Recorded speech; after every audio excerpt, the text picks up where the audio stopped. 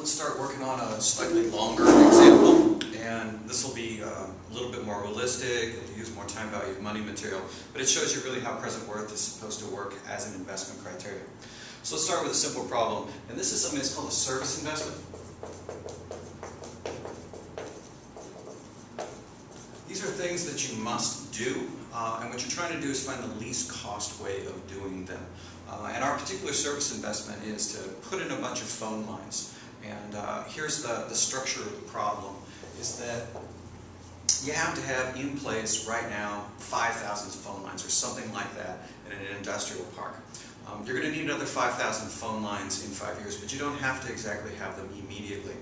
And in order to provide these phone lines, you have two plans that are available to you.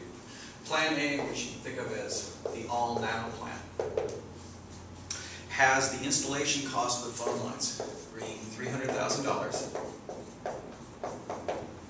And what happens is that after that you have to maintain those phone lines. And what happens is that there's going to be a $15,000 per year maintenance cost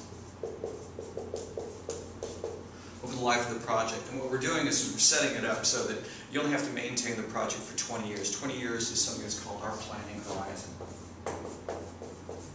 Now, oftentimes you're going to find out that the planning horizon is given to you. That's the end of the contract. That's all you have to worry about. Oftentimes you have your choice of planning horizon. And this ends up being a little bit difficult. A lot of people start thinking in terms of long planning horizons, but they forget that your certainty about what those costs are going to be in the future starts declining rapidly after about 3 years or so. 3 years is usually about the limit of what you can do, but 5 is what they usually ask for.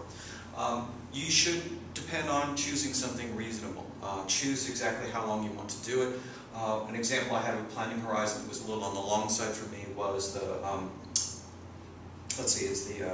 Portland Development decided that they needed to have a planning horizon of 60 years, and they were using that for their buildings and their materials.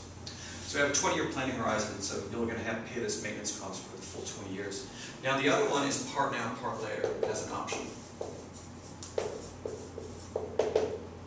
So what happens is you have line number 1, or the set of lines that goes in, and this has a cost of $150,000 now. And we'll have a maintenance cost of $10,000 per year.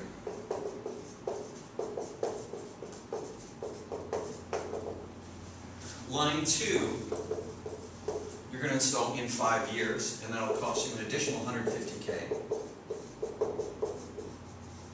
And that line will have an additional $10,000 per year maintenance, so it's on top of this.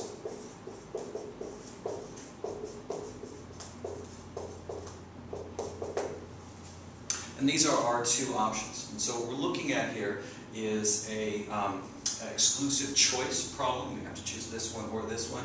And because it's exclusive choice, what we're going to be doing is calculating the present worth of these two options, and then picking the one that has highest present worth nearest to positive infinity. The next stage of this is to go ahead and draw some cash flow diagrams, because these cash flow diagrams can often help us figure out what the shape of the problem is, how to divide it, how to write it out in factor notation for us to do our calculations.